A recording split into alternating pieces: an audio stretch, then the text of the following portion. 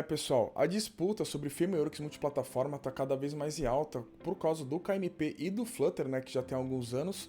Mas hoje esse vídeo é voltado para você que desenvolve iOS ou tem curiosidade aí mais de desenvolver iOS, porque recentemente descobri um novo framework voltado para a linguagem Swift, utilizando o Xcode e utilizando ainda o SwiftUI para estar montando as telas.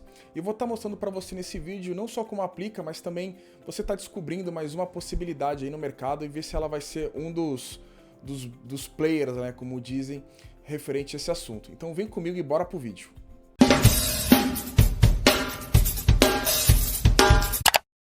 Fala pessoal, beleza? Eu sou o Rods do Codando TV e antes de começar o vídeo quero te pedir uma gentileza. O canal ainda é pequeno, então cada inscrição ajuda muito no canal, então se você puder ajudar de maneira gratuita aqui o canal, que é clicando no botão inscreva-se, e se quiser deixar seu like, compartilhar para engajar mais tipo de conteúdo, vai me ajudar muito e vai crescer bastante aqui o canal e eu agradeço muito a sua presença aqui, tá? Eu vou estar mostrando para vocês o concorrente do Flutter e do Kotlin multiplataforma, né? Voltado 100% ali para o desenvolvimento iOS. O que significa isso?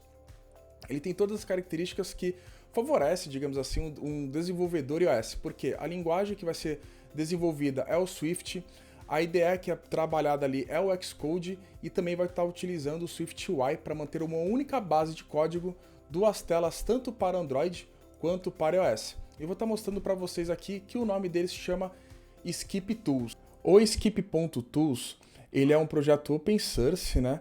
E ele está sendo produzido pela empresa Glipsyn.io. Ele é focado, como eu falei anteriormente, né, como um multiplataforma parecido com o Flutter e o KMP, lógico que tem as suas características, mas voltada na linguagem do Swift e todo o ecossistema ali do iOS, tá? Antes de estar mostrando o sample que eu fiz para vocês, o Code Lab ali basicamente, ele tem uma documentação bem legal, que é isso que eu queria mostrar para vocês. Eu quero mostrar também outro ponto. Eu fiz essa parte do Getting Start e essa documentação tá bem fácil. Se você seguir exatamente os passos, vai dar super certo. Só alguns pontos, algumas dores que eu acabei tendo que eu queria passar para vocês ali, para vocês não terem dor de cabeça. Quando vocês forem instalar o Skip, não vai conseguir instalar em SO13 para baixo, eu não sei qual que é, mas eu tava com o Monte Rei e eu precisei atualizar para o Sonoma para poder conseguir instalar o Skip. E depois vai ter o Skip Checkup, que para quem já está acostumado seria o Flutter Doctor ou KDoctor, tá? Que ele basicamente vai estar listando para a gente todos os requisitos, né? Vou estar mostrando que eu gerei aqui na minha máquina e todos esses requisitos precisou, né? Eu precisei focar mais no desenvolvimento iOS, que estava um pouco desatualizado, no de Android estava ok. E caso no seu apareça um desses três últimos aqui como vermelhinho também, eu atualizando o Swift na minha máquina também, não só Xcode, o macOS e tudo mais, ele acabou resolvendo. Então vai uma dica ali bem simples, ali, bem fácil para você também não ter nenhum tipo de dor de cabeça. E seguindo a própria documentação, ele te passa um projeto que eu vou estar mostrando para vocês daqui a pouquinho, tá? Então segura um pouquinho aí que já vou estar mostrando para vocês um pouco da estrutura do projeto, do código e algumas características, tá? Mas um ponto que é interessante, sim, é que a documentação deles é bem robusta. Então para quem está começando a querer estudar isso aqui ou ter um desenvolvimento ali para estar entendendo, ele ajuda bastante, tá? Eu utilizei, por exemplo, os componentes. Eu estava vendo da imagem, por exemplo. E o da imagem, eu achei um ponto ali de problema que eu vou comentar depois, que eu acho que tem um ponto aqui que falta, mas ele explica sempre com exemplo de visuais, exemplo de códigos, até bem extensos ali, com bastante exemplos, seja de imagem. Tem um outro aqui que eu achei bacana, que eu queria mostrar, que é o do formulário tá bem legal também. Ele mostra várias facetas aqui, né, várias formas de você estar usando. E o desenvolvimento é tudo feito no Swift. Para quem trabalha com desenvolvimento iOS, isso aqui é mamão com açúcar, vai ser bem tranquilo. Para quem trabalha com outra tecnologia, o Kotlin, você vai precisar se habituar um pouco ali, que não vai ser tão comum, tão trivial você entender, mas ele é bem similar ao do Kotlin, tá? Então também não vai ser nenhum tipo de problema. Já a galera do Flutter que está vendo aí com Dart vai ter uma diferença bem grande, caso você não esteja acostumado a trabalhar com uma dessas linguagens mais atuais ali. Não que o Dart não seja atual, até que ele não é tanto, mas não vai estar tão habituado ali, tá? Um ponto também que eu queria trazer da documentação que eu achei interessante, não sei se foi isso aqui, não. foi a comparação, é uma tabela, achei. É uma tabela de comparação, uma tabela matriz ali de comparação entre os concorrentes dele, digamos assim, né? Entre outras formas de trabalhar cross-platform, né? O Skip, como eu falei, a parte mais óbvia, né? Trabalha com Swift e tudo mais. A IDE, como eu falei anteriormente, o Flutter é Android Studio, mas pode ser VS Code também, para quem está acostumado, o Visual Studio, perdão. É Android Studio ou Visual Studio. Agora não lembro se é Visual Studio ou VS Code. Enfim, deixa nos comentários que eu acho que eu confundi, mas tudo bem. O Flutter eu utilizo pelo menos o Android Studio no trabalho, enfim. E no KMP você pode usar o IntelliJ ou o Android Studio também, vai funcionar. Então todas essas características. Vale uma menção honrosa aqui na coluna do iOS UX e do Android UX, que é onde de fato ele vai desenhar a tela no framework, né? E o KMP, ele é tanto o KMP quanto o Flutter, ele é um imitado, né? O que significa? A própria plataforma ele tenta se resolver para poder estar renderizando ali na plataforma iOS, por exemplo, tá? Pegando do KMP, ele pega do nativo. Provavelmente agora preciso ver certinho, mas ele vai converter para nativo, ou vai utilizar o próprio nativo para estar mexendo no Android.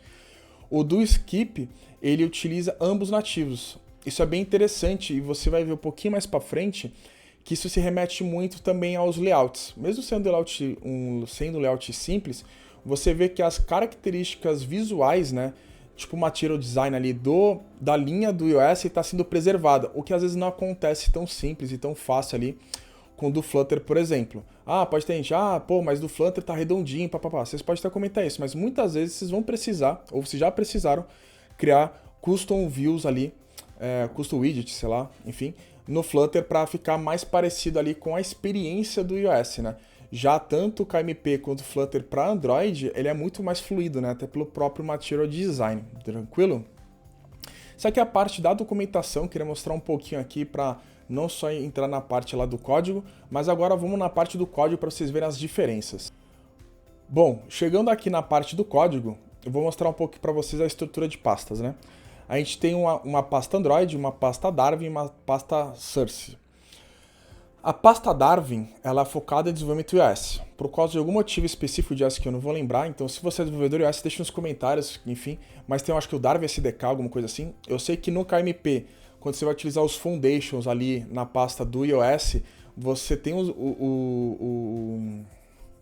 os arquivos, as classes Darwin ali para você estar utilizando e referenciando. Então, para quem trabalha com o desenvolvimento iOS, sabe que o Darwin iOS. O Android é a pasta Android, que aqui também fica as características do Android. Por exemplo, no Android Manifest eu preciso conectar a internet. Eu coloco aqui no meu Android Manifest para permitir para usar a internet. E aqui a pasta Source, ela é onde vai ficar a minha base única que vai funcionar para as duas plataformas, tá? Tem algumas características interessantes quando você tem que estar com o emulador aberto, aí quando você executa com o emulador aberto de Android, ele já instala os dois ao mesmo tempo. Pelo menos eu não sei, mas no Flutter, quando eu mexo no KMP, eu preciso instalar um de cada vez. Por mais que no KMP ele vai buildar os dois juntos ali, né, no tempo de build, mas na hora de funcionar o emulador eu tenho que fazer um em cada vez. Aqui tem uma característica já que você instala nos dois ao mesmo tempo. E nisso, a gente vai ver que tem os arquivos tudo em Swift, né? Não é a minha expertise Swift, mas dá pra gente conversar alguns pontos. Aqui na aplicação, né, ele tem algumas características bem próximas ali do Compose e também do próprio Flutter ali, né? Tem algumas similaridades, né? Então você vai ver que tem algumas coisas que sempre vão acabar coincidindo ali também com o Swift UI. Eu desconheço o Swift UI de maneira mais densa ali, muito, muito distante disso, para falar a verdade. Mas ao ver o código eu achei bem próximo à minha realidade, tanto mexendo com Flutter quanto mexendo com KMP, tá? Então aqui tem a parte da aplicação e eu vou abrir a parte da tela. A parte da tela que tá sendo mostrada aqui, né? Welcome, Skip mais o ícone, né? Você também vê que ele já montou para mim a navegação e cada item dele também já está montado. Isso tudo já vem no próprio Getting Start para você estar entendendo. Mas um dos pontos aqui que eu já queria falar com vocês, como eu falei anteriormente, só reforçando, como dá uma sensação que está com mais cara de iOS. Eu sei que quando a gente vai mexer com o do Flutter, a fluidez não fica tão próxima à experiência do iOS como está no Android e por aí vai, né? E aqui ele consegue manter uma boa coesão, pelo menos no sample deles ou com componentes mais simples. Então, indo aqui, você vai montar o seu body, que é uma view, e aqui vai estar montando tudo. Tem algumas peculiaridades e características também aqui do skip. Por exemplo, eu vou querer alterar essa imagem, então o texto, aliás. Aliás, também não comentei, eu acho, mas... Ops, botão errado. Você pode também... Isso é normal, né? Você pode também trabalhar e tá vendo visualmente instantâneo ali as modificações. Então, quando carregar aqui embaixo, eu vou estar alterando e vai estar ilustrando aqui embaixo de maneira bem rápida e ajuda bastante no desenvolvimento. Isso é bem comum no desenvolvimento mobile, mas quando não carrega, o ponto que eu queria entrar aqui... Ah, carregou, só foi falar. Então vamos lá. Cadê? Ah, Welcome Skip. Então eu vou querer mudar e eu vou querer colocar inscreva-se no canal. Então se você não é inscrito, eu peço por favor, se inscreva para ajudar o Codando TV a crescer. Porém, eu vou trocar a imagem. E já vou buildar, tá? O build demora um pouquinho, pelo menos aqui. Eu vou colocar a imagem. Eu quero colocar a imagem do Codando TV. Quando eu tentei colocar a imagem no Assets... Cadê? Do Codando TV, e eu tentei colocar aqui, eu não consegui. Por mais que eu adicione aqui e pega aqui Codando TV e coloque bonitinho ali, ele fala que o skip não aceita. O que significa? Vai ter alguns pontos ali que você vai ter que tomar atenção e ler a documentação. Como eu falei na hora da doc, que a doc não resolveu um problema que eu não consegui resolver, então eu vou estar utilizando a URL. E tem um componente lá da doc chamado Async Image, que está bem explicadinho lá, que ele consegue bater uma imagem numa URL, e dessa URL que está aqui embaixo, que eu peguei do próprio LinkedIn do Codando TV, eu vou estar mostrando aqui na tela para vocês. Copiar aqui uma imagem e baixá-la de maneira assíncrona, né? Eu vou fazer com que ela se ajuste no tamanho, que ela não precise de placeholder, que vai ficar dessa altura e dessa largura. E eu vou colocar uma borda azul, que vai ficar exatamente o que está aqui embaixo, né? Eu não consegui fazer com assets, e não procurei tanto ali na doc, mas na doc de imagem ele não explica.